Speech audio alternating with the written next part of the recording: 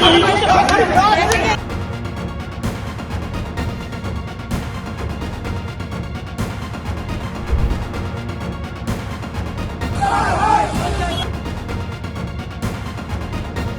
तो विरोध करणार मराठीला आणि तो मराठीला तो चॅलेंज करणार असेल 100% होणार. त्याला काय वाद आहे? या GR मध्ये काहीतरी चुकीचा दिसतो आणि याच्यामुळे आमचे तो फेरी जे जो ऑटोवाले लोक आहेत, टॅक्सीवाले लोक आहेत, त्यांच्यामध्ये उदरनिर्वाहाचा संकट निर्माण होऊ शकतो. येत्या महाराष्ट्र दिनापासून राज्यातील रिक्षा आणि टॅक्सी चालकांना मराठी भाषा अवगत असणं अनिवार्य करण्याचा निर्णय परिवहन विभागानं घेतला आहे. मात्र या निर्णयानं राज्याच्या राजकीय आणि सामाजिक वर्तुळात एक मोठं वादळ निर्माण झालंय. या निर्णयाच्या विरोधात चालक संघटना आक्रमक झाल्यात. दुसरीकडे सत्ताधारी शिवसेना शिंदे गट आणि मनसे यांच्यातही कलगीतुरा रंगलाय. राज्यातील ऑटो रिक्षा आणि टॅक्सी चालकांसाठी 1 मे पासून मराठी भाषा ज्ञान अनिवार्य करण्याच्या राज्य सरकारच्या निर्णयामुळे राजकारण चांगलंच तापलंय. परिवहन मंत्री प्रताप सरनाईक यांनी घेतलेल्या या निर्णयाविरोधात रिक्षा टॅक्सी चालक संघटनांनी तीव्र नाराजी व्यक्त केली आहे. 28 एप्रिलपर्यंत निर्णय मागं न घेतल्यास 4 मे पासून तीव्र आंदोलनाचा इशारा देखील दिलाय.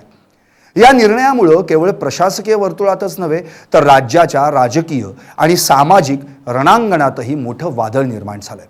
परवाना रद्द करण्याच्या कडक अटींमुळे चालक संघटनांनी आंदोलनाचं हत्यार उपसलंय. सत्ताधारी शिंदे गटातच या मुद्द्यावरून आता 2 गट पडलेत. ऑटो रिक्षा चालक मालक यांनी या निर्णयाला कडाडून विरोध केलाय. त्यांच्या मते महाराष्ट्रात राहणारा प्रत्येक व्यक्ती मराठीच आहे आणि प्रवाशांशी संवाद साधण्यापुरती भाषा चालकांना अवगत असतेच. चालक आधीच पोलीस पडताळणी आणि रहिवासी अटी पूर्ण करतात. मात्र ॲग्रिगेटर कॅब सेवा आणि बेकायदेशीर ई-बाईक टॅक्सींना असे नियम लागू नाहीत. हा निर्णय केवळ रिक्षा चालकांना त्रास देण्यासाठी आणि खासगी कंपन्यांना फायदा पोहोचवण्यासाठी घेतलाय असा आरोप चालकांनी केलाय. 28 एप्रिलला परिवहन मंत्र्यांना सामूहिक निवेदन देण्यात येणार आहे. 4 मे पर्यंत निर्णय मागे न घेतल्यास बाजारपेठा, रेल्वे स्थानकं, बस डेपो आणि निवासी भागांमध्ये निदर्शनं केली जातील असा इशाराही चालकांनी दिलाय. मात्र परिवहन मंत्री प्रताप सरनाईक आपल्या निर्णयावर ठाम असल्याचं पाहायला मिळतंय. सरनाईक यांनी टीकाकारांना चोख प्रत्युत्तर दिलंय. हा 2019चा शासन निर्णय आहे आणि तो राबवणं काहीही चुकीचं नाही. महाराष्ट्रात व्यवसाय करायचा आहे आणि गुणगान मात्र हिंदीचं गायचंय हे खपवून घेतलं जाणार नाही असं त्यांनी स्पष्ट केलं. मीरा भाईंदर परिसरात मराठी न येणाऱ्या चालकांची छाननी सुरू झाली आहे. 30 एप्रिलला RTO अधिकाऱ्यांसोबत बैठक घेऊन पुढील कारवाई निश्चित केली जाईल असंही त्यांनी सांगितलंय. यामध्ये केवळ बोलणंच नाही तर मराठी लिहिता वाचताही येणं यावरही भर देण्यात आलाय. RTO अधिकाऱ्यांच्या पथकांद्वारे रस्त्यावर चालकांची प्रत्यक्ष चाचणी घेतली जाणार आहे. ज्या चालकांना मराठीचं प्राथमिक ज्ञान नसेल त्यांचे परवाने थेट रद्द करण्याची तरतूद या नियमात करण्यात आली आहे. मराठीचा अभिमान बाळगणं चुकीचं कसं असा सवाल करत त्यांनी माघार घेण्यास स्पष्ट नकार दिलाय.